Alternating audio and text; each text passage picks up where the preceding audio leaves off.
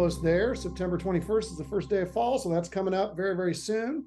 And Richard, it's been a while since we've been on Coffee Talk. I know that doesn't mean that we haven't stopped drinking coffee, because I'm still drinking coffee. How about yourself?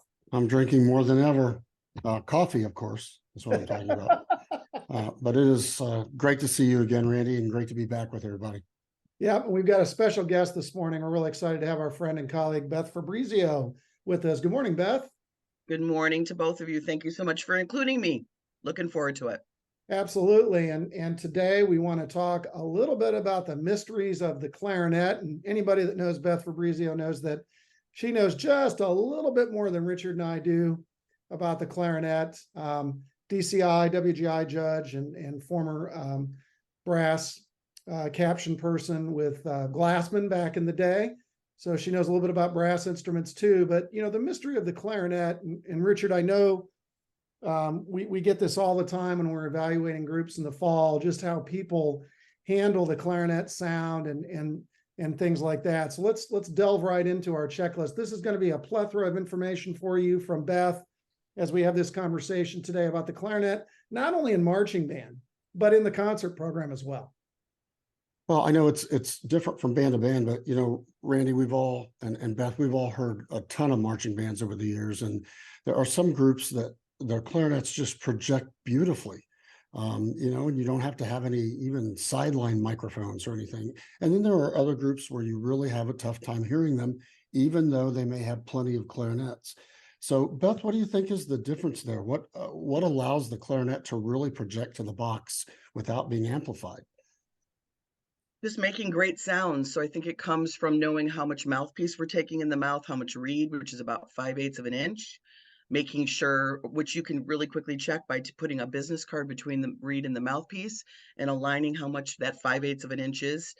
Kids take too much, too little. I think there's definitely a need for playing on great mouthpieces, great ligatures, making sure that the ligature goes down to the line on the mouthpiece. I've seen groups, just worked with one this past week, where the ligatures were too low, too high. That changes the projection of the reed and the approach from a standpoint of tonguing, so the clarity of the articulation, but also understanding that kids can't play on one reed all the time. It's got to be a great reed. It's got to be a reed strength that works well for them, and it's got to be a rotation. Kids have to have reed guards, and they've got to rotate their reeds through those processes. But then it takes it in from just the equipment to also reminding ourselves that we've got to use long tones. Just like our brass brethren who are amazing at using long tones and lip slurs, we can do long tones.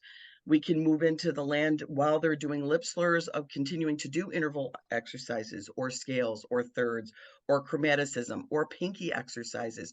So we can continue to develop great sound and great technique while they're also, while our brass members are also warming up to their approach. But I think all of that encapsulated, we need to make sure that our students are also singing, so that they're really building that sense of relative pitch, so that they can manufacture that and manifest that through their instrument. So it's a use of the musical along with the materialistic, along with the technical, putting those things together. Got it. And we all know, you know, of course, if they're any instrument, if they're in tune, they're going to carry a little bit farther. So, yeah, great. Thank you, Beth. And, you know, Richard, it's great that you brought that up, because sometimes we don't tune the clarinet in the right sections or the right ranges. So as we talk about shallow, the low register, clearing in the middle, and altissimo in the high, that open G is just paramount to be able to adjust that at the barrel level. And it can't fall sharp. We talked to our trumpet players where G falls slightly high on the horn. It's got to fall right in the middle. So open G at the barrel, third space C, make sure you're adjusting it at the middle of the clarinet. And please, please, please don't adjust the bell of the instrument, because it will force the entire bottom end of the clarinet to play flatter than it normally does. Oh, great information. Yeah, Beth. So just to clarify that, so low C, 3-finger C, where do we adjust for that? That again almost falls in the middle of the clarinet. So low C, middle of the clarinet, open G, the barrel, and then as we go over the break, we're back in the middle. And then of course high C, C sharp, D, those lovely instruments in the upper register. Please don't feel badly about using alternative fingering charts for all of those opportunities. There's a lot of composers, fine composers and arrangers, such as yourselves, that are putting the clarinets in the altissimo register, and there are alternate fingerings for all of those notes. C sharp and D are sharp. We need to use a half hole. There's a plethora. There's 9 fingerings for high G. So feel free to use those resonance fingerings for the middle of the clarinet and the alternate fingerings for the upper register to make sure that we're playing where we need to fall. The sharp end, the flat end, and again, depending on what we're dealing with temperature-wise outdoors, the other instruments we're playing with outdoors or inside, and where we fall within the structure of the chordal opportunities. That's great. And then a lot of times, we see bands talk about clarinet angle, and you see clarinets leaning way back with the bell up. Let's talk about that myth a little bit. It's a lovely opportunity to be able to showcase a visual moment. The problem with doing that to an extent with clarinets is that most clarinets do not raise their head as the instrument comes up. So if we are going to do that, to try and maintain some kind of an open approach to the airstream and placement of the tongue, because we want to stay in that voicing of that E. We haven't really talked about voicings, but making sure that we're staying with the E tongue. We literally have to bring the instrument up along with the head to make sure that we've got the head and the instrument along with the airstream pretty consistent, because again, as soon as we start to do that, and again, be very, very careful of how often you do that, because it does change. It's like a straw, right? It's that tube.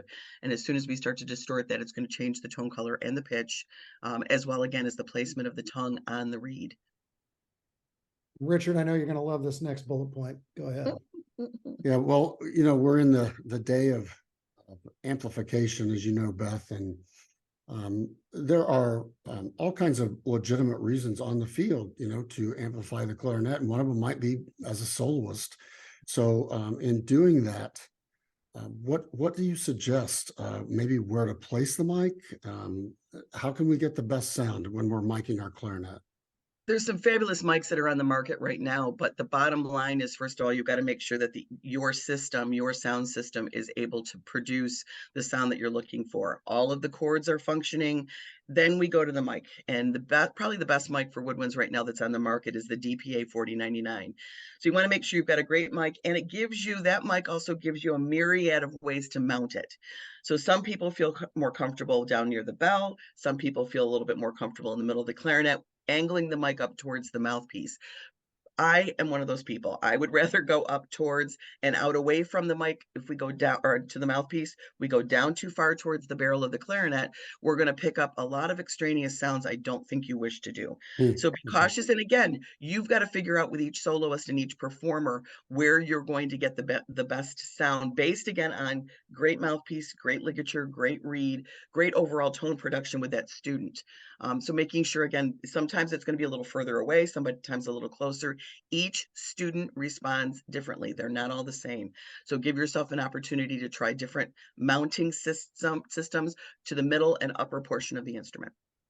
And would you agree, Beth, that no matter how you're miking your clarinet, you still want to get as close to an acoustic sound coming through your system as possible, right? So Absolutely. We don't want to over electronify. No, and from a couple of our brethren in the electronics field that are just state-of-the-art guys, I would strongly say, and as they suggest, leave that EQ flat to let the player create the sound first, and then add adjustments accordingly, eliminating the difference between the sound of the band and the closeness of the mic dynamics. Maybe just a touch of reverb. But Richard, you are absolutely brilliant in stating that. Please, we want the organic sound of the clarinet. Right. Yeah. Right. And so, Richard, let me ask you this question, because we've covered some of these things already, but what are some things that you try to avoid in clarinet voicings when you're orchestrating for the instrument? Well, I'm always torn about dealing with the break, because you want your players, they're going to be moving, who knows what they're going to be doing choreo wise. You want them to be able to easily go from note to note, but at the same time, as a music educator, I don't want them going the whole fall. If all they're doing is marching band, I don't want them going the whole fall without learning how to go over back and forth around the break. So sometimes it's tough, but for the most part, I will try to shy away from the throat tones and from the break in general. just to give them a little better chance, especially for the younger clarinet players.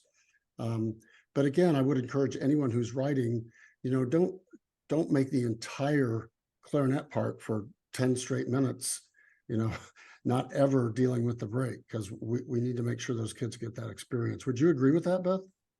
Yeah, I agree. And again, putting the right hand down, open G and above is going to help fix the pitch problems because the register, or going over the break in that situation is sharp. So that's going to help eliminate that pitch issue and also make it easier for them to go over. There's also a lot of marching bands in the country right now that are using neck straps. And it does allow the student, especially a younger student or a student with a smaller hand span, to be able to control the instrument at a faster pace, moving during choreo, the whole thing, as long as the instrument doesn't have to come away from the body. But that's another opportunity to help support the student in the situation of going over the break. But I think as long as the student, and you guys are such, both of you are such fabulous arrangers, composers, that as you look at things, you understand that we need all of those voices, and we need to make sure that we've got strong first and strong second, and potentially not a third voice, but possibly bass clarinet down there, which really helps to support that changes the tone color completely of the wind choir and allows the clarinet section to really, again, talk about an organic sound, right? That depth and breadth of opportunity and the timbre and textural range just through the roof. Yep, absolutely. Yeah, that's great.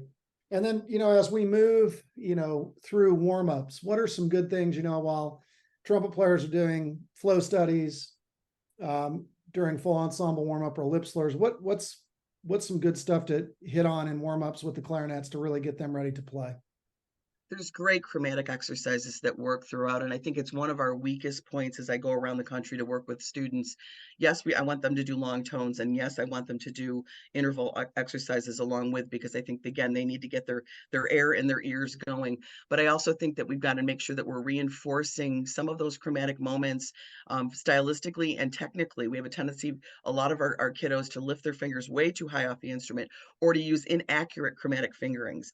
So I think it's kind of a win-win to be able to control the tone color, the pitch, the technique, the hand positions across the board, while we're thinking long phrases and long amounts of air, which again, I use our breathing exercises and our balloon exercises as I think about that in my brain, along with the dynamic structure. And I think this is another component. We have tons of friends across the country which are brilliantly using long tones, but don't always infiltrate dynamic structure within that.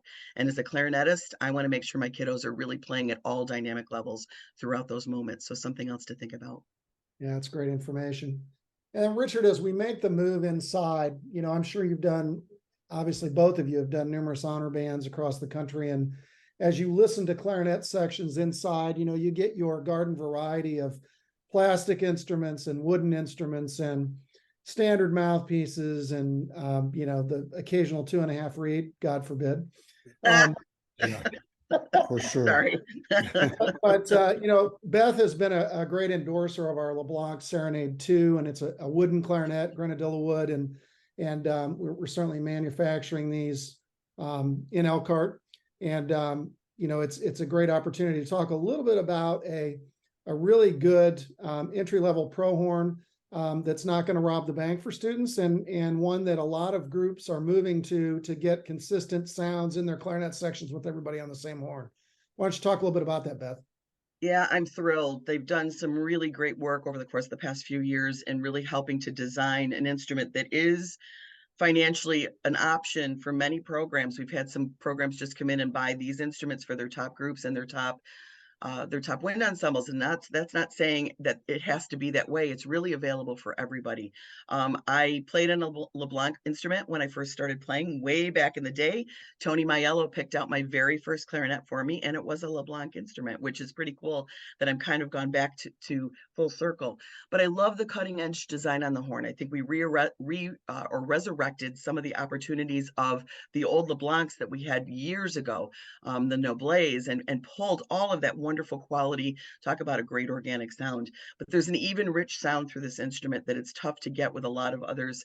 And I love the opportunity to get the superior response. It responds very quickly, very evenly. Even intonation, I do not fight to play in tune in the altissimo register. I use very few options.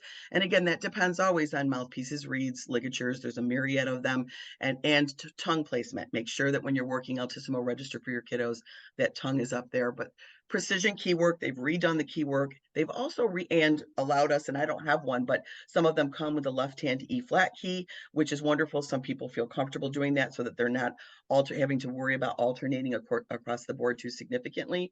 They're also using the Valentino synthetic pads, and in a lot of places, especially as we deal with our seriously harsh winters in the upper portions of the United States, and who knows where else they'll be, a regular covered fish skin covered pad and cork pad does not always give us that opportunity of lasting and responding. And I don't see the adjustments because of weather with these Valentino pads. There's also 2 barrels that are presented, which is great for most clarinetists and their teachers, one at 66 millimeter and one at 64. So you're able to adjust pitch accordingly. Again, if there's a severity and temperature, or again, you're using a different reed, different mouthpiece setup, or you're playing orchestrally versus within the concert band or the marching band arena. I think the instrument is a win-win across the board for stability, quality, and just consistency. That's awesome. And, certainly don't go outside with these. Granadilla wood is not, is not Right. something that you want to take in extreme temperatures. But, Richard, I don't know, when you were teaching, if you used to do this, we used to do this at Lawrence Central, I would collect plastic student clarinets. I mean, kids would graduate, they didn't want the instrument anymore, and I would collect those so that kids had something to use outdoors, because maybe the only thing they had was their wooden clarinet for indoors. So did you used to do stuff like that too? Yeah, I think we didn't have a whole lot of problem with that. I think that for the most part, our kids were using the same instrument in and out. But yeah, we had lots of occasions, I should say, where kids were using different instruments out there. But I didn't go quite that far as collecting them. But that's a great idea. I probably should have done that. I Yeah. found myself doing that in my last school district because of being in a serious financial issue. I was able to do a donation program through the district and through the community, and we were able to get a lot of instruments, some plastic, some wood, some composite. So that was a combination of the two, and those instruments, of course, can go outside. But again, in all retrospect, as long as we're playing on good mouthpieces, good reeds, and good ligatures, and understanding how to produce good sounds, we're going to have a win-win, whether we're outside with a wood, a composite, or a plastic. But you make that choice as a band director in what's best for your program and your students. Yeah. Well, Beth, thanks so much for your time today. I know this was a more of an extended coffee talk, but we wanted to come out of the gate rolling here as Richard and I continue our coffee talks throughout the fall. And we're so thankful to have Beth, our clarinet aficionado, with us today, and our good friends. So thanks again to everybody. Continue to improve your clarinet ensemble sounds, and it'll make a big difference not only in your marching bands, but in your indoor groups. Richard, Beth, thanks so much. And everybody have a great week out there. Great seeing everybody. Bye-bye. You as well.